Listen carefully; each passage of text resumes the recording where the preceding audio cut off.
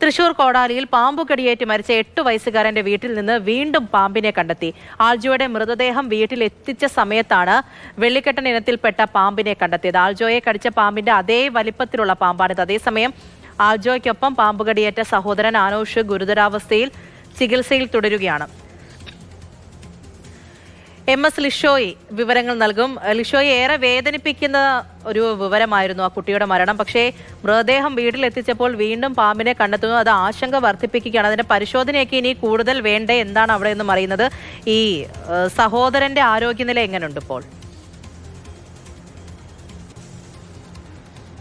ഇന്ന് വീട്ടിലേക്ക് ആൽജോയുടെ മൃതദേഹം എത്തിച്ച സമയത്താണ് ഇത്തരത്തിൽ ആ വീടിനോട് ചേർന്നുള്ള വീടിൻ്റെ തറയ്ക്ക് ഉള്ളിലേക്ക് പാമ്പ് കയറി പോകുന്നത് കണ്ടത്. അതേ വലിപ്പമുള്ള അതേ ഇനത്തിൽപ്പെട്ട പാമ്പ് തന്നെയാണ് കണ്ടത്. വെള്ളിക്കെട്ടൻ ഇനത്തിൽപ്പെട്ട പാമ്പിനെയാണ് കണ്ടെത്തിയത്.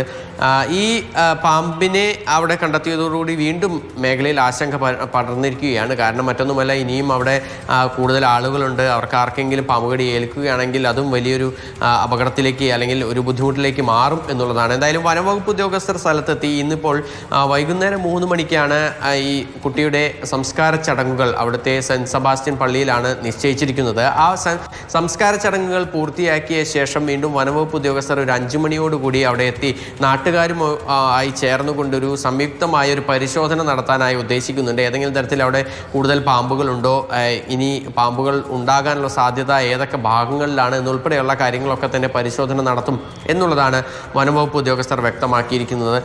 അതിനോടൊപ്പം തന്നെ കുട്ടിയുടെ സഹോദരൻ്റെ ആരോഗ്യനില മാറ്റമില്ലാതെ തുടരുകയാണ്. ഗുരുതരമായി തന്നെ തുടരുന്നുണ്ട്. പക്ഷേ ആശ്വാസകരമായ ഒരു കാര്യം, മരുന്നുകളോട് പ്രതികരിക്കുന്നുണ്ട്. വെന്റിലേറ്റർ സഹായത്തോടു കൂടിയാണ് ഇപ്പോഴും ഈ കുട്ടി ആശുപത്രിയിൽ തുടരുന്നത് എങ്കിൽ പോലും ആശാവഹമായ മാറ്റങ്ങൾ കുട്ടിക്ക് ഉണ്ട് എന്നുള്ള ഒരു വിലയിരുത്തലാണ് ഡോക്ടർമാർക്കുള്ളത്. എന്തായാലും ഇപ്പോഴും ആ കുട്ടി ഈ മരിച്ച ആൽജോയുടെ സഹോദരൻ ഇപ്പോഴും ഈ വെന്റിലേറ്ററിൽ തുടരുകയാണ്, ചികിത്സ തുടരുന്നുണ്ട്.